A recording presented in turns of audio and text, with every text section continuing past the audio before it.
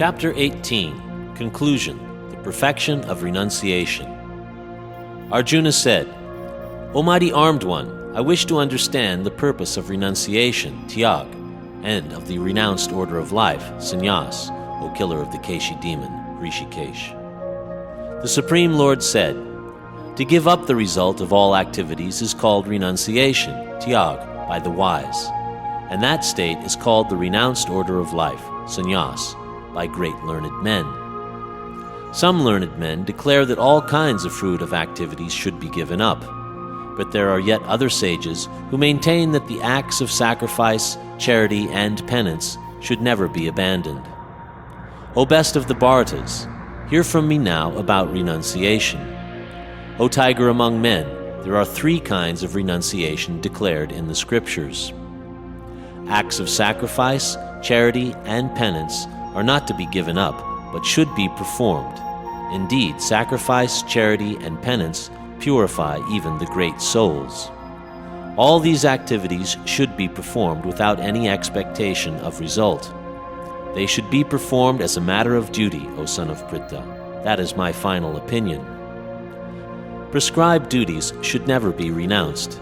If, by illusion, one gives up his prescribed duties, such renunciation is said to be in the mode of ignorance. Anyone who gives up prescribed duties as troublesome or out of fear is said to be in the mode of passion. Such action never leads to the elevation of renunciation.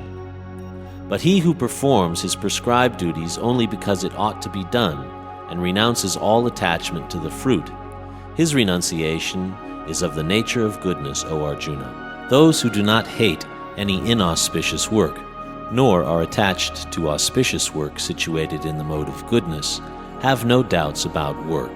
It is indeed impossible for an embodied being to give up all activities. Therefore it is said that he who renounces the fruits of action is one who has truly renounced. For one who is not renounced, the 3-fold fruits of action, desirable, undesirable, and mixed, accrue after death. But those who are in the renounced order of life have no such results to suffer or enjoy. O mighty armed Arjuna, learn from me of the 5 factors which bring about the accomplishment of all action. These are declared in Sankhya philosophy to be the place of action, the performer, the senses, the endeavor, and ultimately the supersoul.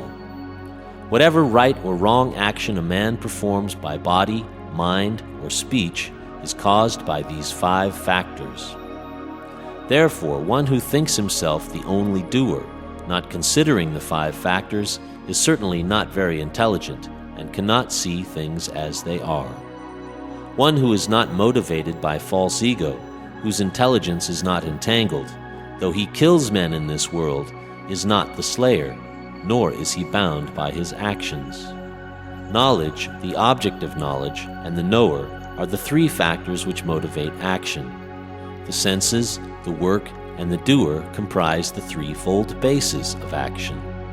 In accordance with the 3 modes of material nature, there are 3 kinds of knowledge, action, and performers of action. Listen as I describe them. That knowledge by which undivided spiritual nature is seen in all existence, undivided in the divided, is knowledge in the mode of goodness. That knowledge by which a different type of living entity is seen to be dwelling in different bodies is knowledge in the mode of passion. And that knowledge by which one is attached to one kind of work as the all-in-all, without knowledge of the truth, and which is very meager, is said to be in the mode of darkness. As for actions, that action in accordance with duty, which is performed without attachment, without love or hate, by one who has renounced fruitive results, is called action in the mode of goodness. But action performed with great effort by one seeking to gratify his desires, and which is enacted from a sense of false ego, is called action in the mode of passion. And that action performed in ignorance and delusion, without consideration of future bondage or consequences, which inflicts injury and is impractical, is said to be action in the mode of ignorance. The worker who is free from all material attachments and false ego, who is enthusiastic and resolute, and who is indifferent to success or failure is a worker in the mode of goodness. But that worker who is attached to the fruits of his labor and who passionately wants to enjoy them, who is greedy, envious, and impure, and moved by happiness and distress, is a worker in the mode of passion.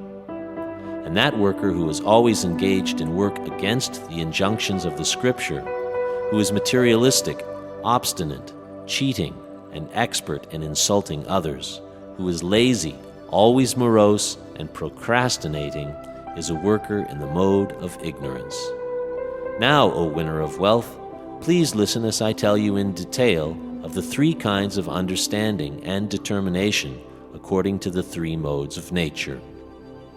O son of Pritha, that understanding by which one knows what ought to be done and what ought not to be done, what is to be feared and what is not to be feared, what is binding and what is liberating, that understanding is established in the mode of goodness.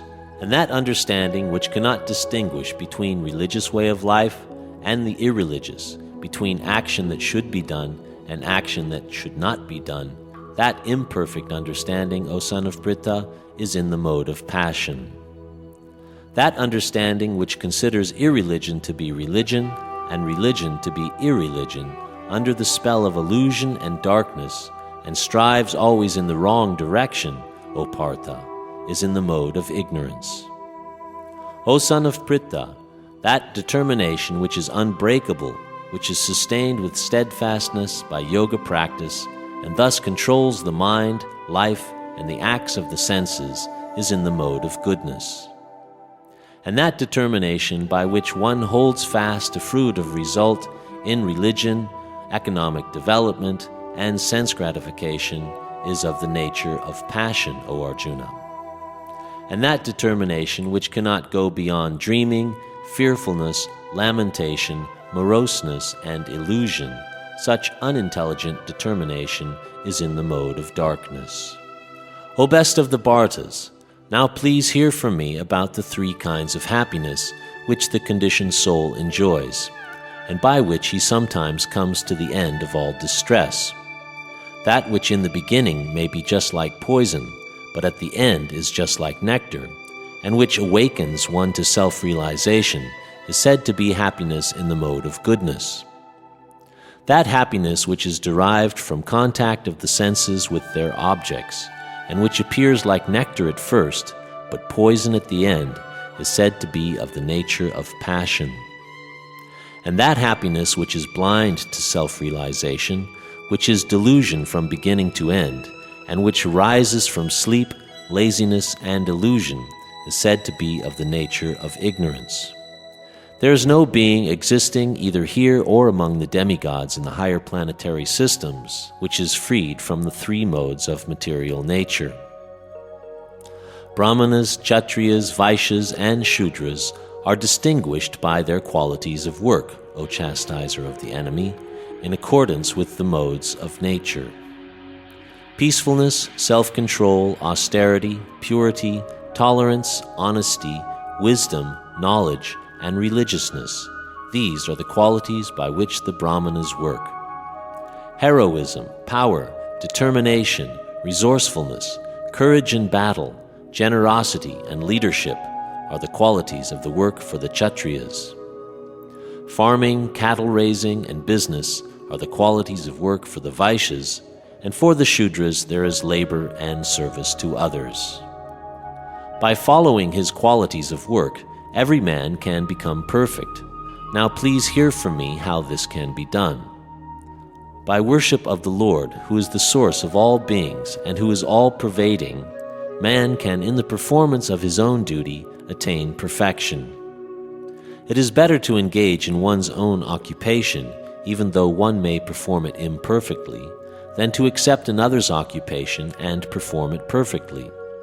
Prescribed duties according to one's nature are never affected by sinful reaction. Every endeavor is covered by some sort of fault, just as fire is covered by smoke. Therefore, one should not give up the work which is born of his nature, O son of Kunti, even if such work is full of fault. One can obtain the results of renunciation simply by self-control and by becoming unattached to material things and disregarding material enjoyments. That is the highest perfectional stage of renunciation. O son of Kunti, learn from me in brief how one can attain to the supreme perfectional stage, Brahman, by acting in the way which I shall now summarize. Being purified by his intelligence and controlling the mind with determination, giving up the objects of sense gratification, being freed from attachment and hatred, one who lives in a secluded place, who eats little, and who controls the body and the tongue, and is always in trance and is detached, who is without false ego, false strength, false pride, lust, anger, and who does not accept material things. Such a person is certainly elevated to the position of self-realization. One who is thus transcendentally situated at once realizes the supreme Brahman. He never laments nor desires to have anything. He is equally disposed to every living entity. In that state he attains pure devotional service unto me. One can understand the Supreme Personality as he is only by devotional service.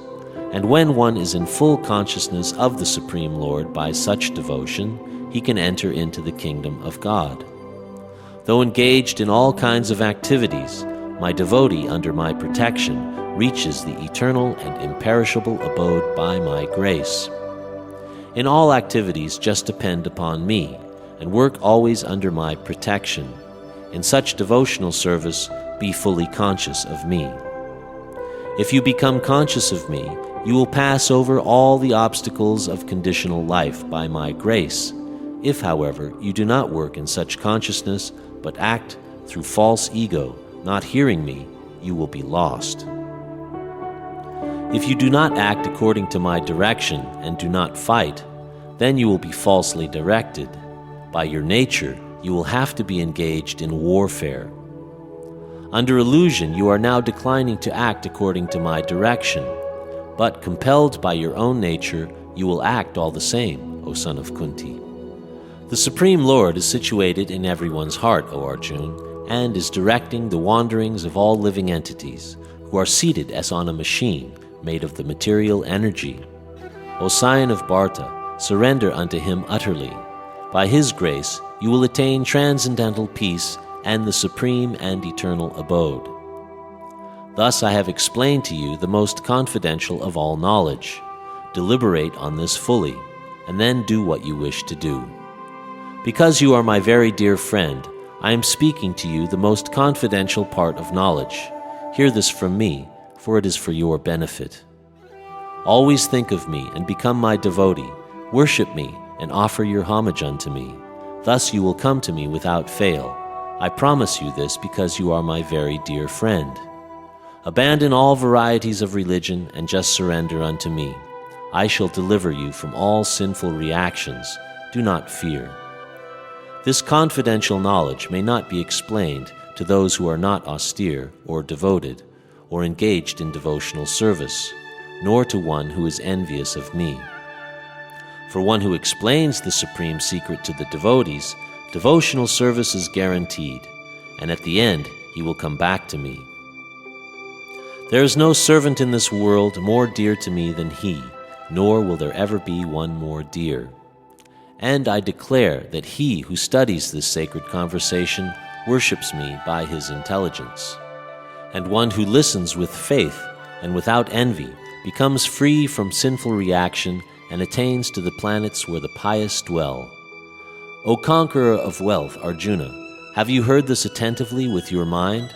And are your illusions and ignorance now dispelled?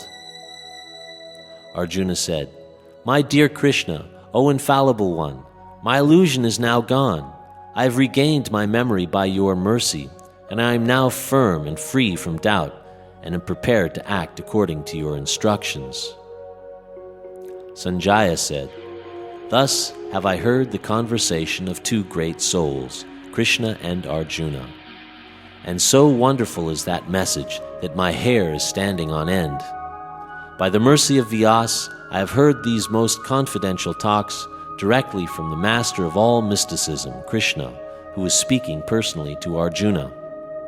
O king, as I repeatedly recall this wondrous and holy dialogue between Krishna and Arjuna, I take pleasure, being thrilled at every moment.